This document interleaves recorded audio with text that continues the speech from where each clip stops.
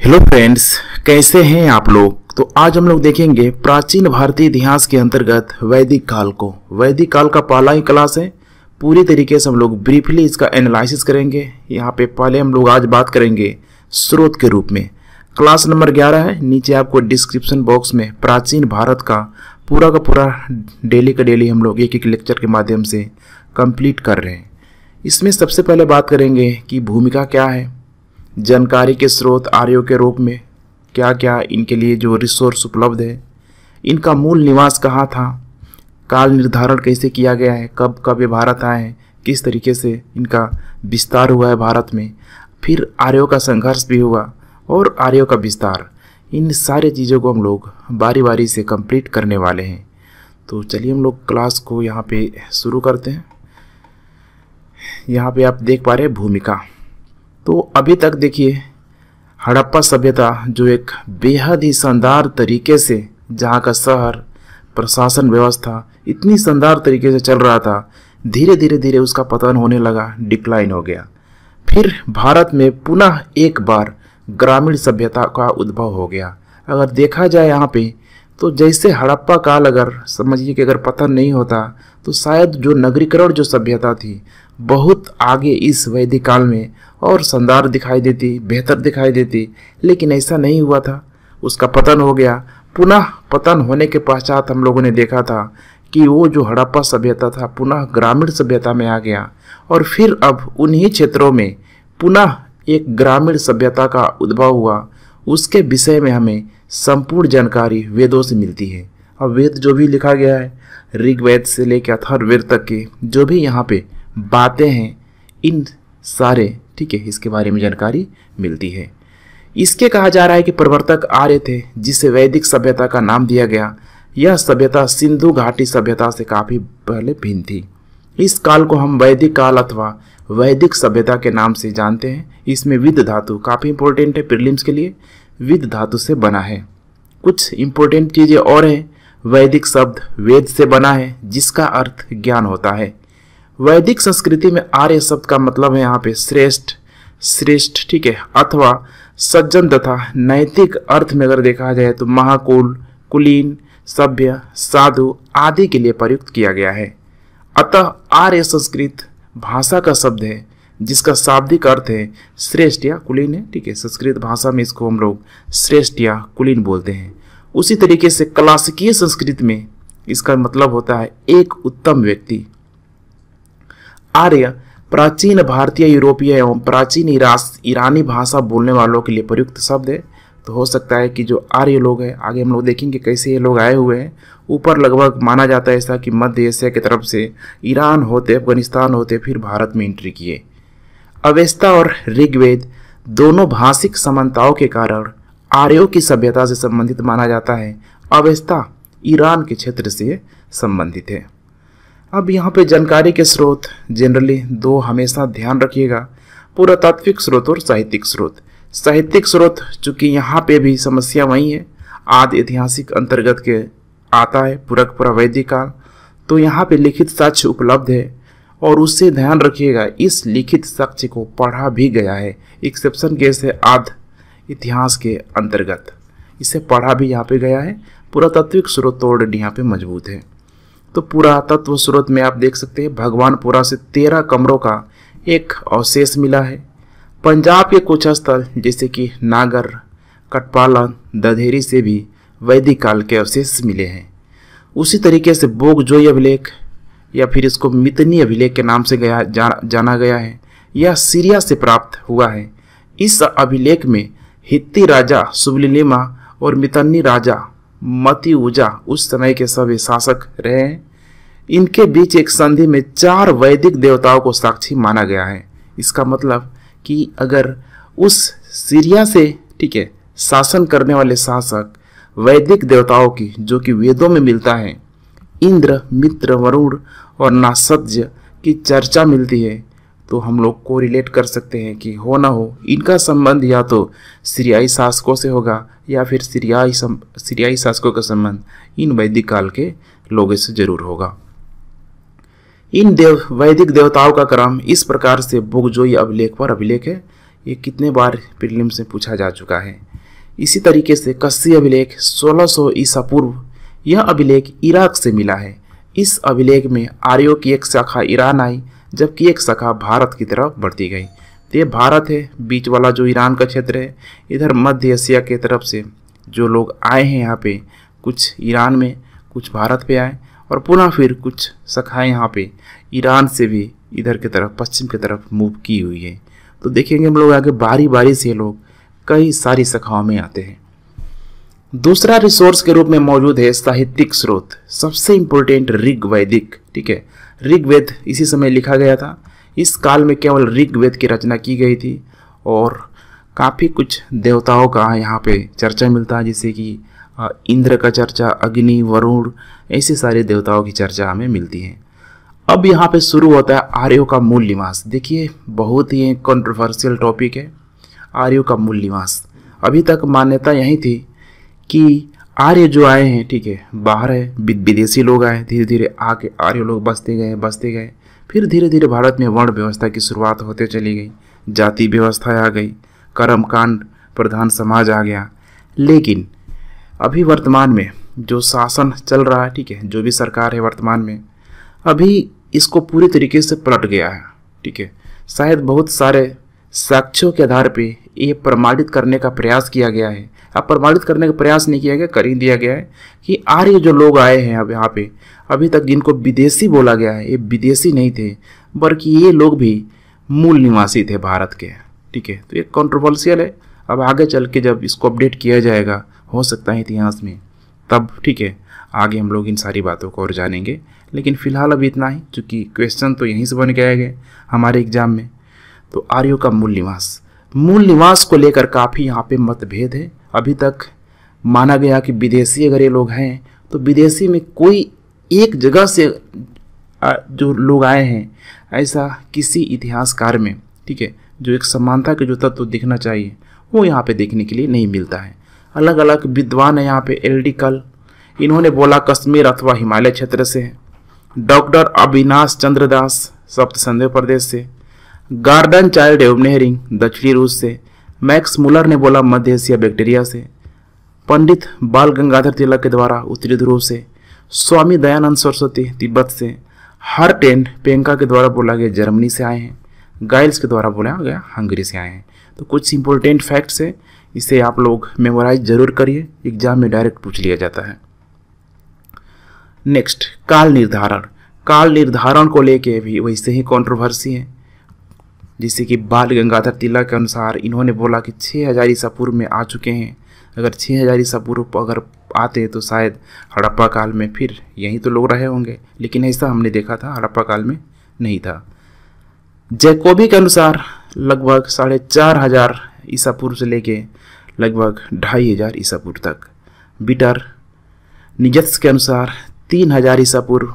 RK Mukherjee के अनुसार 2500 ईसा पूर्व और मैक्स मुलर के अनुसार 1500 ईसा पूर्व। जो इतिहासकारों के द्वारा, अधिकतर जो इतिहासकार हैं इसी मैक्स मुलर के तथ्यों को सही मानते हैं कि लगभग भारत में उनका आगमन 1500 ईसा पूर्व में हुआ था, जब तक कि हड़प्पा काल का पतन हो चुका था। अब यहाँ पे समस्या यही है कि जब भारत में आए हैं तो क्या भारत में मूल निवासी जो भी लोग होंगे यहाँ पे मौजूद होंगे ही होंगे। तो अगर आए होंगे तो स्वाभाविक है कि कुछ न कुछ यहाँ पे हो सकता है कि छोटी मोटी लड़ाइयाँ जरूर हुई होगी। और ऐसा माना जाता है कि आर्यों का संघर्ष भारत के मूल निवासियों से हुआ है। देखेंगे अभी क्या हुआ यहाँ पे। डॉक्टर जैकोबी के अनुसार आर्यों ने भारत पर कई बार आक्रमण किया और उनकी एक से अधिक शाखाएं भारत में आई अलग अलग टाइम पीरियड में। सबसे महत्वपूर्ण कबीला भारत था, बहुत इंपॉर्टेंट है भारत, इसी के नाम से, ठीक है, भारत पड़ा। इसके शासक वर्ग का नाम त्रित्सु था। शासक जो था भारत कबीला का शासक, ठीक है, त्रित्सु नाम था। संभवतः सृजन और क्रीबी कबीले भी उनसे संबंधित हैं, तो त्रित्सु में मिला हुआ है सृजन और क्रीबी। आर्यों का संघर्ष गैरिक मृदभांड एवं लाल और काले मृदभांड वाले लोगों से हुआ। अब यहाँ पे बताने की जरूरत नहीं है, ठीक है, कि उत्तर हड़प्पा काल तक आते आते जब हड़प्पा काल का पतन होने लगा तो इसी प्रकार के मृदभांडों का काफ़ी अच्छे तरीके से बहुतायत रूप में प्रयोग किया गया। तो इन्हीं से इनका संघर्ष हुआ। आर्य निम्नलिखित कारणों से विजयी होते रहे। और इनमें इनको विजय भी मिली। क्यों? क्योंकि घोड़े चले थे, इनके पास रथ मौजूद थे, कांसे के अच्छे, जो कि उस समय लोहे की खोज तो हुई नहीं थी, लेकिन लोहे के जगह एक विकल्प के रूप में काफ़ी मजबूत धातु के रूप में मौजूद था। कवच वगैरह इनके पास मौजूद था।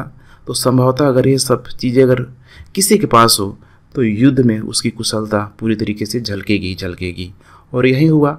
इसके अलावा और भी चीज़ें, आर्य संभवतः विशिष्ट प्रकार के दुर्ग का प्रयोग करते थे, किला को ढहाने वाला, ध्यान रखिएगा, पुरंदर, ठीक है, आगे नीचे नाम भी आएगा, पुरंदर, किलों को ढहाने वाला, इंद्र को उपाधि दी गई। इसे पुर कहा जाता था। इसके साथ साथ वे धनुष बाण का अच्छे तरीके से प्रयोग करते थे। पुर चसुनी शब्द का अर्थ था दुर्गों को गिराने वाला। प्रायः दो प्रकार के बाणों में ऐसा माना जाता है कि एक विषाक्त एवं सिंह के सिरा वाला मुख तथा दूसरा तांबा के मुख वाला होता था। तो विषाक्त है, ठीक है, विष, जहर के रूप में आप इसे समझ सकते हैं। इसके अतिरिक्त इनके पास बर्छी, भाला, फरसा और तलवार का भी प्रयोग करते थे। अब सबसे बड़ा प्रश्न है कि भाई ये करते कहाँ पे थे? ठीक है, तो इनके जो शत्रु थे दास एवं दस्यु, यहीं से दास वर्ग निकल के आया है। यही आर्यों के शत्रु थे, जो ऐसा माना जाता भी था कि भारत के जो भी ये लोग मूल निवासी के रूप में मौजूद थे। दस्यु को अनसा, चपटी नाक वाला, अकर्मक, वैदिक कर्मों में विश्वास न करने वाला, चूँकि वे लोग जो वैदिक आर्य थे, शायद उनकी जो धार्मिक मान्यताएं थी, ये लोग इनको नहीं मानते थे। शिश्र देवा, लिंग पूजक थे, हो सकता है कि लोग शिव की उपाधि होंगे दस्यु लोग।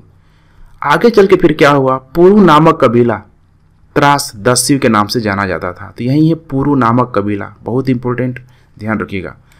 और दसराज युद्ध का उल्लेख 7वें मंडल में मिलता है और इसी दसराज युद्ध में आर्यों ने विजय हासिल की थी, जो अभी तक हम लोग देख रहे थे। यह युद्ध परुशुड़ी नदी के तट पर लड़ा गया। रावी नदी को, ठीक है, उस समय परुशुड़ी नदी बोला जाता था। भरत जन को विश्वामित्र का सहयोग प्राप्त था। उनके गुरु काफी श्रेष्ठ ऋषि मुनि विश्वामित्र थे आर्यों के। इसी सहयोग के बल पर उसने ब्यास एवं सुतद्री को जीत लिया। ठीक है, ब्यास, ठीक है, और सतलज जो नदी है पंजाब के क्षेत्रों पे इधर, ठीक है, इन सारे क्षेत्रों को वे लोग जीतते गए। किंतु शीघ्र ही भरतों ने वशिष्ठ को अपना गुरु मान लिया। अब यहाँ पे थोड़ा सा ध्यान रखिएगा, पहले उन्होंने विश्वामित्र को माना, फिर उसके बाद से वशिष्ठ को मान लिया। तो स्वाभाविक है कि अब जो पहले वाले जो गुरु थे विश्वामित्र, इनसे नाराज होंगे ही होंगे। और उनकी जो नाराजगी है, ठीक है, बहुत सारे सीरियल वगैरह में जिस तरीके से उनके इमेज को रिप्रेजेंट किया जाता है एक गुस्सैल ऋषि मुनि के रूप में। अतः क्रुद्ध होकर विश्वामित्र ने भरत जन के विरोधियों को समर्थन दिया। अर्थात विरोधी कौन थे? पुरु थे। एक यहाँ पे भरत, दूसरी तरफ यहाँ के मूल निवासी पुरु। यही दोनों कबीलाओं में युद्ध हुआ। ठीक है, तो पुरु को समर्थन अब कौन देने वाला था?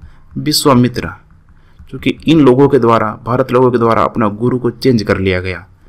परुशुड़ी नदी के किनारे 10 राजाओं का युद्ध हुआ, जिसके भी अभी हम लोगों ने चर्चा किया था। 10 राजाओं का दसराज युद्ध जिसे बोला गया। इसमें भारत के विरोध में 5 आर्य एवं 5 अनार्य कबीले मिलकर संघर्ष कर रहे थे। तो भारत में 5 कबीले मौजूद थे, पूर्व में भी यहाँ पे 5 कबीले मौजूद थे। 5 आर्य कबीलों के नाम है, काफ़ी इंपॉर्टेंट है। ठीक है, मैचिंग करने के लिए दे सकता है। पुरु, यदु, तुर्वस, द्रुहा और अनु।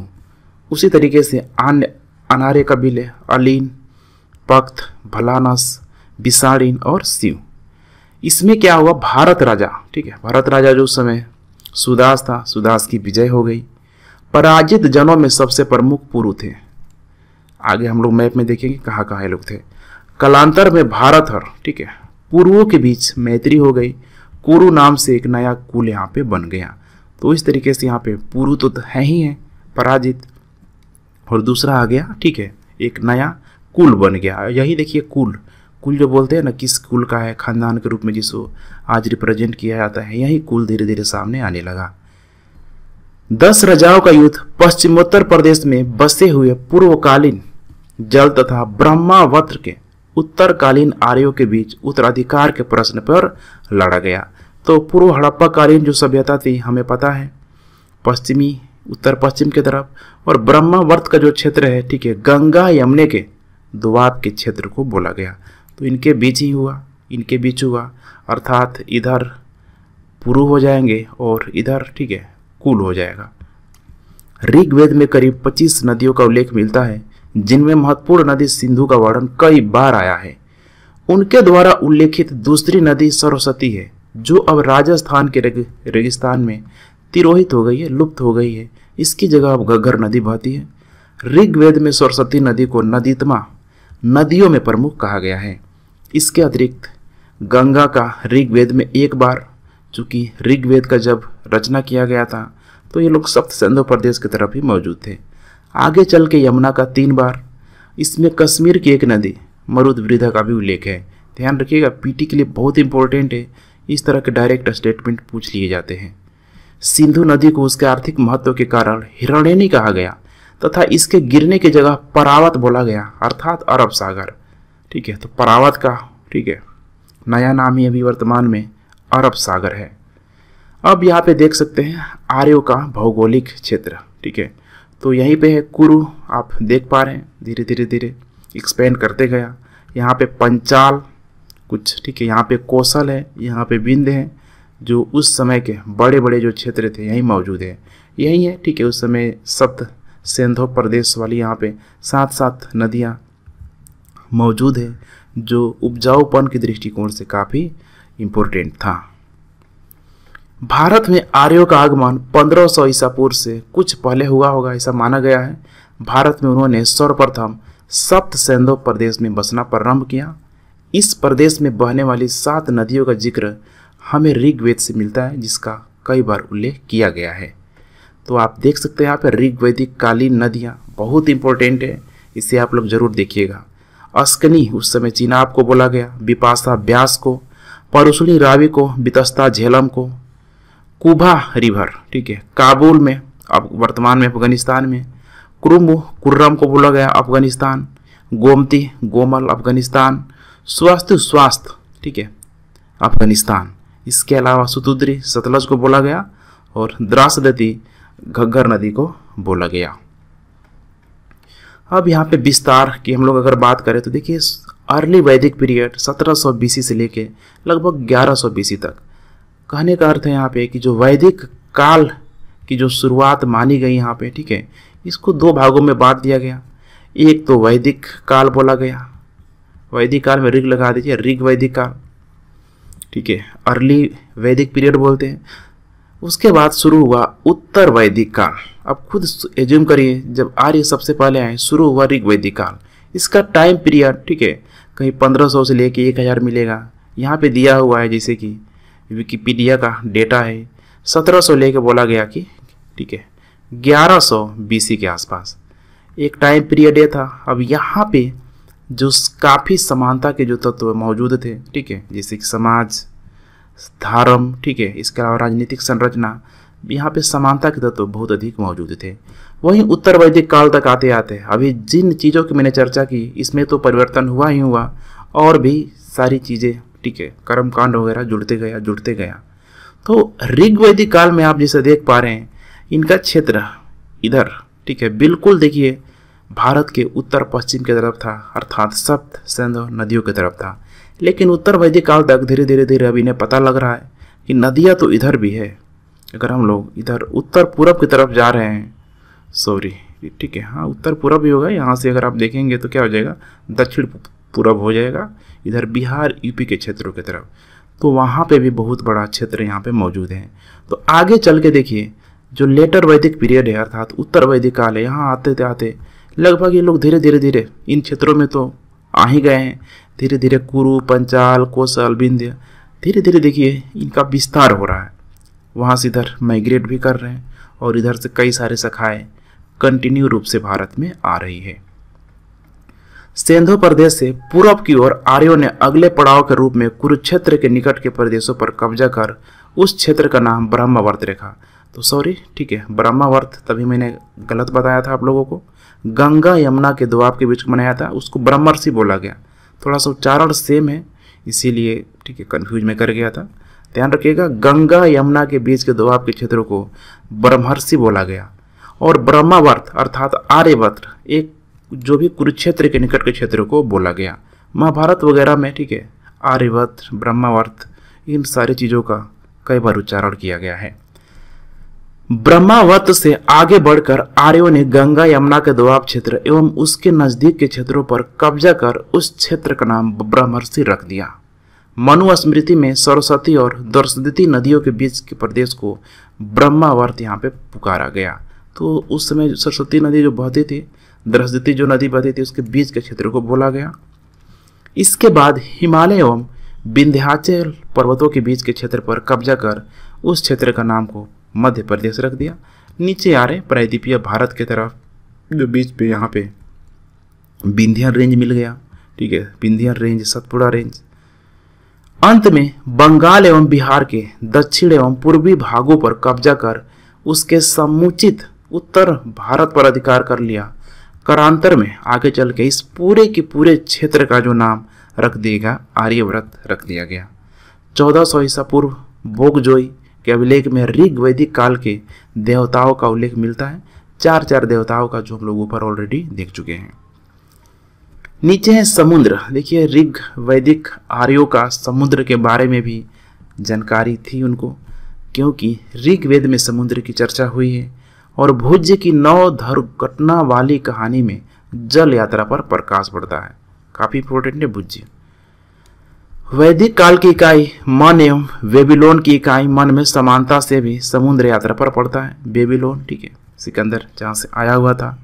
ऋग्वेद के 2 मंत्रों 9वें और 10वें मंडल में 4 समुद्रों का यहाँ पे उल्लेख किया गया है। उसी तरीके से पर्वत के बारे में इनको जानकारी थी। ऋग वैदिक आर्य हिमालय पहाड़ से परिचित थे। हिमालय की एक चोटी को मुज दंत कहा गया। काफी इंपॉर्टेंट, मुज दंत हिमालय की एक चोटी को कहा गया जो सोम के लिए प्रसिद्ध था, परंतु विंध्य या सतपुड़ा से परिचित ये लोग नहीं थे। उसी तरीके से है मरुस्थल। ऋग्वेद में मरुस्थल के लिए धन शब्द आया है। आर्यों को संभवतः मरुस्थल का ज्ञात था। तो छोटी छोटी जो शब्दावलियाँ आ रही है ध्यान रखिएगा, वनडे एग्जाम के लिए, प्रीलिम्स के लिए काफ़ी इंपॉर्टेंट हो सकता है। क्षेत्र प्रारंभिक वैदिक साहित्य में केवल एक क्षेत्र गंधारी की यहाँ पे चर्चा की गई है। इसकी पहचान आधुनिक पेशावर एवं रावलपिंडी जिलों से यहाँ पे की गई है। तो ठीक है फ्रेंड्स, आज वैदिक काल के बारे में हम लोगों ने काफ़ी विस्तार से जानकारी के बारे में देखा। अब कल इकट्ठे हम लोग ये देखने का प्रयास करेंगे कि वैदिक कालीन जो भी धार्मिक ग्रंथ है, पूरे के पूरे जो धार्मिक ग्रंथ है, वेद, उपनिषद, अरण्यक, वेदांग, उपवेद, स्मृतियाँ, पुराण, इन सारी चीज़ों को हम लोग कल एक क्लास में देखेंगे। और उसका तत्पश्चात ऋग वैदिक कालीन में जो भी सामाजिक, आर्थिक, राजनीतिक संरचना बारी बारी से ऋग वैदिक, उत्तर वैदिक चीज़ों को हम लोग देखते चलेंगे। तो बिल्कुल क्लास हमारा सिलेबस के अकॉर्डिंग चल रहा है, सिस्टमेटिक चल रहा है। डे टू डे लोग आप लोग रेगुलर इसे वॉच कीजिए। लेक्चर पसंद आ रहा है तो शेयर करना ना भूलिए। Thanks for watching and God bless you.